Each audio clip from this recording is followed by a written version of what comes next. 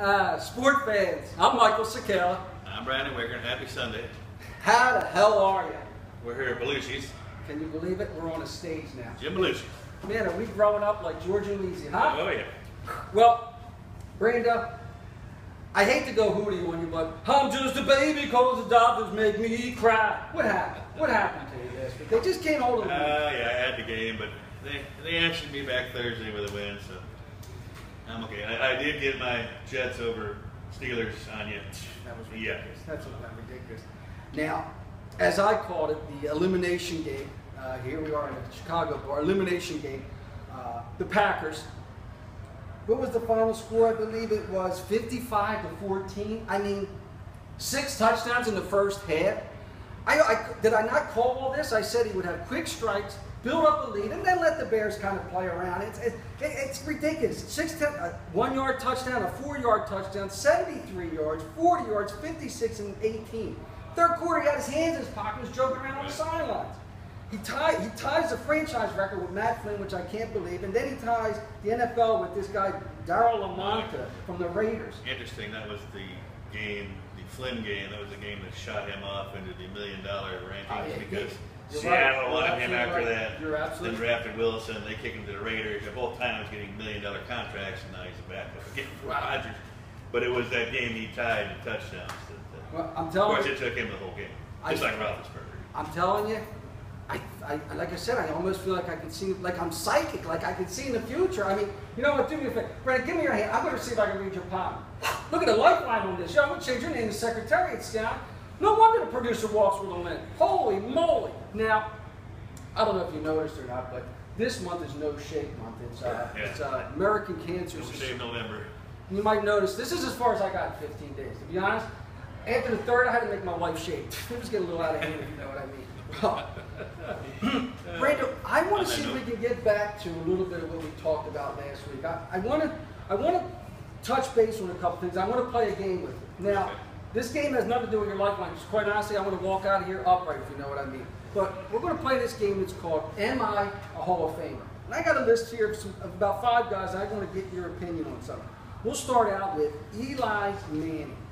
11 years in the league, 2 Super Bowl champions, 1 MVP Super Bowl.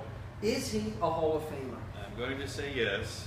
He's got time left in his career to fill in a few numbers, and if during that time he were to throw in another ring, he's definitely first ballot. But yeah, he's Hall of Famer. First ballot. Oh, yeah.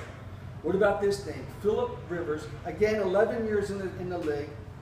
He's got a 96% passer rating. He's thrown over 34,000 yards. But I don't know. You tell me. Is he a Hall of Famer? No, inconsistency. Yeah. That's been his problem. He's too inconsistent. So he can't.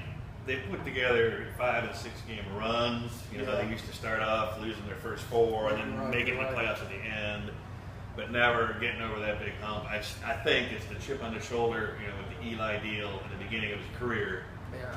I got bounced to San Diego, which actually he lives in better weather, but I think there's something about that deal that he's got to win something. He definitely, if he gets a Super Bowl, yes, but at this point no. Now, the one that I know you're going to love, which you were talking about last week. What about Big Ben? Okay.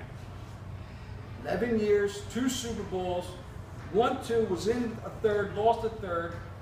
He's got 37,000 yards on him as well. What do you think? I'm not going to blow as much smoke as you would up his skirt, but in each of those games, he's 2-1, and he's never dominated the game.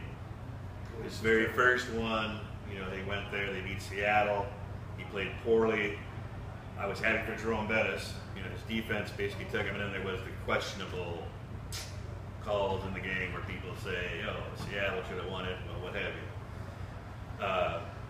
you. Without James Harrison and the Holmes catch, they don't beat Kurt Warner the next time. Fingertip Holmes. Yeah, and then Green Bay beats him. So I'm going to say yes. He's not first ballot. Yes, he's got some numbers. Not quite as bad as Rivers, but he does suffer with the inconsistency.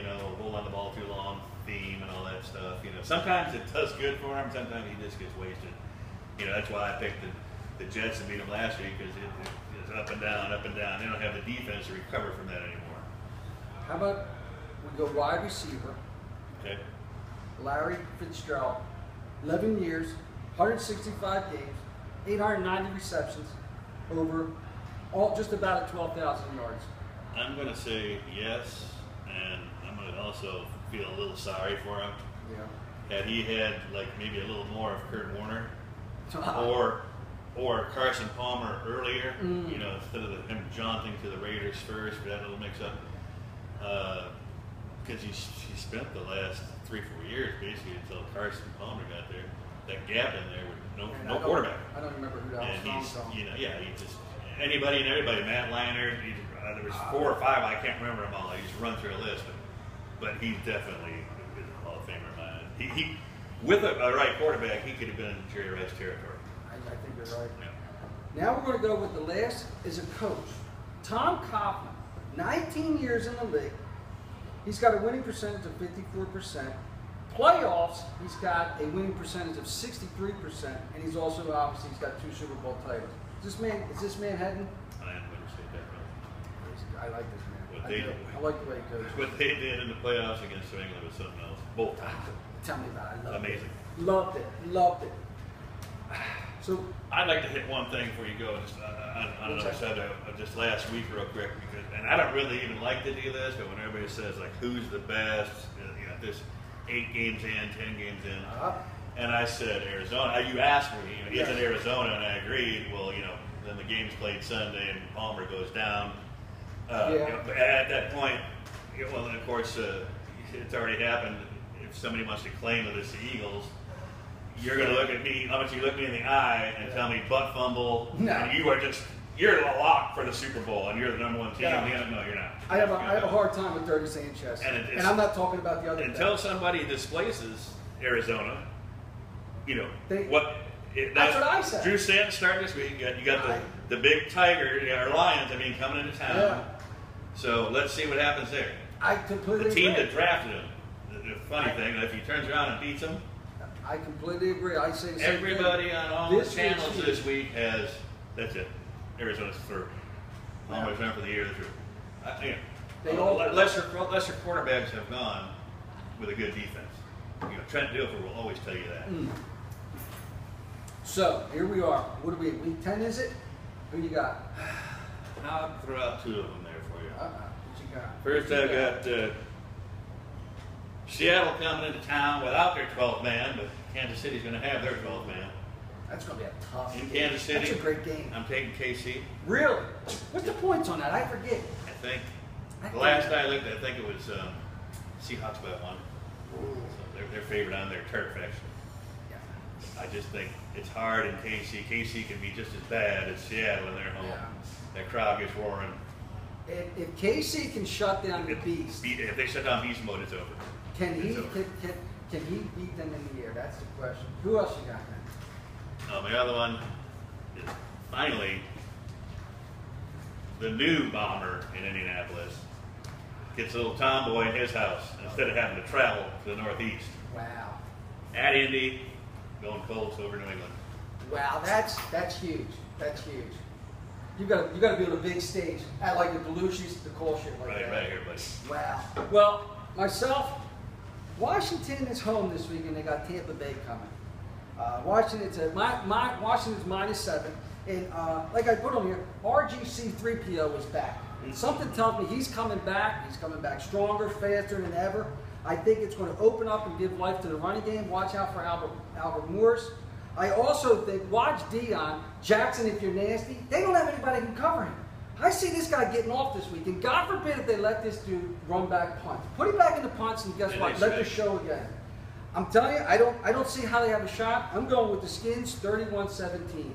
I'll tell you what, RG3, if he just spent this off season going to sliding school, yeah, I think it helps him. You ever see that guy slide trying to protect himself? He does. I That's mean, what's wrong. That's why he thinks it's naturally easy, but apparently, he needs to talk to Russell Wilson or somebody, Now, I do also have a special little thing. Our first mailman. Hey. Yes. Comes right from the USPS finest, Mr. Eric Rigger. A lot of you probably know him. In the mailman special delivery this week, Eagles outright over Packers. Now, the Eagles are 5.5. Hey, you're right, I'm my throwback, buddy. That's Aaron Rodgers. And guess you what? go for it. Get this one. You want to talk about Dirty Sanchez. This guy, He's going, look, in his discount double check, he's got Dirty Sanchez 4 touchdowns. He's picking the Birds 35-21. How in the world is Buck Bumble going to throw for 4 touchdowns? Now the thing is, I think it's safe, like I wrote here, I think it's safe to say this self-proclaimed most popular person on Facebook has been licking too many stamps, you know, and he's crazy. I kind of like the Birds, but I don't see there's no way they're going to Green Bay. I just don't see it. I just don't see it. The jerseys that will be worn. I think he's getting out of control. The jerseys that will be beating the Eagles this weekend in Lambeau. And, you know, it's safe to say, Eric, unfortunately, you know, mail's always late, and his drinks that he makes are always watered down. And obviously now I guess he thinks he's a comedian because it's saying, apparently his lock of the week, he's going with the Cowboys and the points over the bye week. You know, whatever. You know what? Eric, I'm going to have to get back to you on this one. That's a safe pick there. Oh, yeah, he's such a, you know what? But I got you, Eric. I got you, brother. Got you right where I need you. So, what you got to say? Signing off. Who's your pick? We'll do one college. Who's your pick? FSU or Miami? Well, I'm a Canes fan by heart. And guess what? I can't go again. I can't bet again. I'm going Canes. Go, Canes, go. I'm telling you, if they can run the ball and keep Winstink off the field, they got a shot. They just got to keep him off the damn field. Sorry, one more. Who? Alabama, Mississippi State. Ooh, I'm going Alabama. And is it, am I crazy? It's 9.5. They're not. It's the largest favored road, or team that's facing a number one. How can you be number one and you're not favored? I just don't get it. I just don't get it. Be interesting. Well, sport fans, here we are again at Belushi's. We're on stage. The future's coming. I'm telling you. I see us doing this on a live show. That's right. Now, I just want to say one thing to my cousin Dar. Do you like the headgear? It changed off from the hard helmet. Hope you like it. Everybody, have a good Sunday. Have a good one.